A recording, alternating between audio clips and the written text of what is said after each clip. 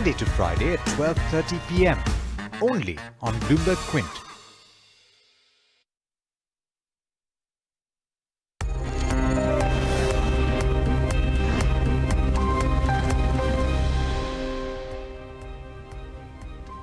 Good morning and welcome to BloombergQuint Trade Setup right here on BloombergQuint. I'm Niraj Shah, and let's get started with news flow, because there's a lot of news flow in the session today.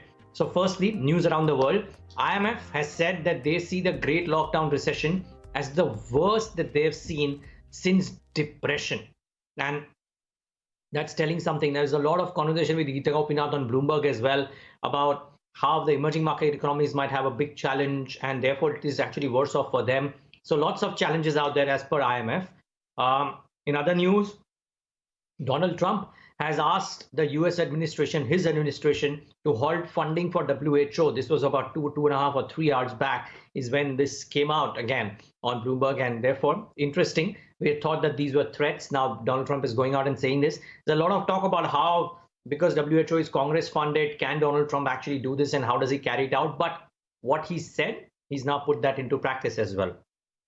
In terms of what's happening around the world in terms of coronavirus, well, what was considered to be the epicenter, which is Italy, has reported 2,972 new coronavirus cases on Tuesday, which is the fewest since March 13. So there is some good news as far as that goes. So in India, I don't think we are quite having that piece of good news. The rate, the pace and the rate just keeps on getting extended and becoming faster. And the lockdown, as we all know now, has been extended till May 3rd. Now we'll talk about the impact of this on Indian Open a bit later on, so you got to tune in for that as well. But I must say, because there were some signs of the virus easing, and in the US at least, there was some talks of how the economy might get opened up. The US markets had a pretty decent day. I mean, the last few days, there have been more positive days than negative days, as some of the charts will show as well. And some companies are doing amazingly well. Amazon and Netflix, for example, are back to heydays. They are almost back to 52-week highs or life highs, as the case may be. One would have thought that COVID-19 just hasn't happened for these names. So they were doing well, and they took the US markets higher. However, the futures are pointing towards a lackluster start. And frankly, if you look at Asia, or if you look at SGX Nifty, whatever is on is not quite inspiring confidence. Maybe because the US futures are lower, and maybe because the cases around Asia are not quite showing signs of stability. These markets are likely to start off lower today. So we may not have the best of starts in the session today. And that's something that you got to keep in mind. The start may not be the most gung-ho. Foreign institutional investors, after turning bars the whole of last week, have turned negative as well. And DII is in fact sold in Monday's session as well. Remember, we were down about 1.5% on Monday. The small positive news, and there are two things that I want to mention out here from a market's perspective. One, FTSE has raised India weightage due to the FDI and FI limit changes done recently by CDSL and SDL. And India weightage would increase if these are implemented from 9% to nearly 10.4%. If MSCI also does this, and this is a big talking point, there are about $5 to $6 billion worth of passive flows that would come into India. And that could be positive. So you've got to keep this at the back of your mind. And if you look at statistics, charts show that we are at points from where emerging markets have typically bounced back. Let's wait and watch if that were to happen or no.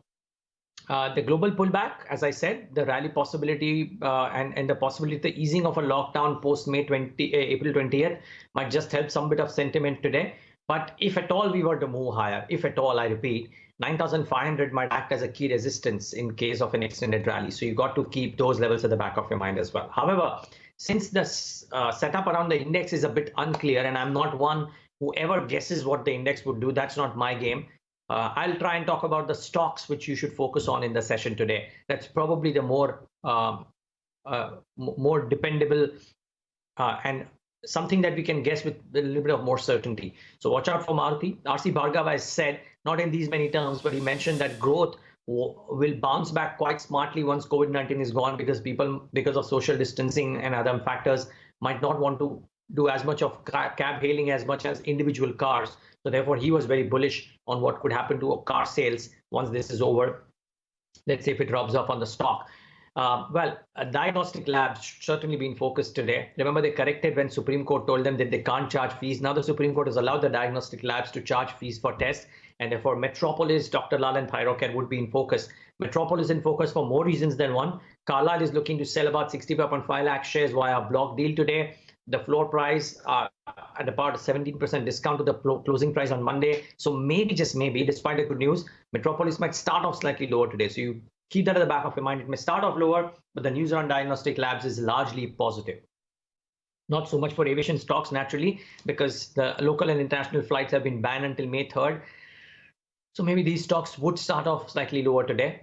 And I would watch out for Bharti Airtel. Jefferies has, I think, initiated with a buy and a target price of 585. They believe that the company and the sector is entering a phase of tariff discipline, which along with rising data penetration will drive revenues for the company. They believe that the sector is likely to consolidate into a duopoly, and Bharti Airtel might capture about 35% market share by FY23, excuse me. So Bharti Airtel could well remain a stock in focus. A lot of people say that the telecom stocks are best placed, one of the best placed sectors in the COVID-19 scenario. Lastly, two things on the global front that I want to leave you with. One, Bank of America Merrill Lynch conducted the April Global Fund Manager Survey, and the survey findings say this, that the April cash levels for fund managers jumped from 5.1% to 5.9%, which is the highest level since the 9/11 terrorist attacks in the US. That shows the risk off that exists in the markets currently. 52% of the respondents said that the economic recovery will be U-shaped, 22% said a W-shaped, and just 15% of the respondents believe that they will see a V-shaped recovery for the US economy and arguably for the world economy, I think, but largely the US economy. And 57% of the respondents, and this I think is very important, viewers, they said that the COVID-19 second wave is the biggest tail risk. We're starting to see signs of that in a couple of Asian countries. If there is a second wave of COVID-19, then that's the biggest tail risk according to them. And I think that is what is playing out on the minds of investors largely, because look at gold. All of us would be happy because Indians are largely owners of gold, but gold has surged to a 7-year peak in dollar terms, in rupee terms even more. And this is probably one silver lining for all of us in India. Let's see if this continues to do so. A lot of people believe gold is the best investment over the course of the next 3 or 4 years, because once COVID-19 eases, we might be looking at a hyperinflation scenario. But that's for another day. For now, this is what the trade setup looks like. A start which is slightly tepid in nature maybe, but you never know. We could have surprises in store. Thanks so much for tuning in.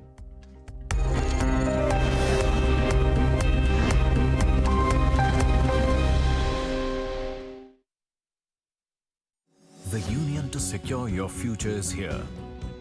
Andhra Bank and Corporation Bank are now union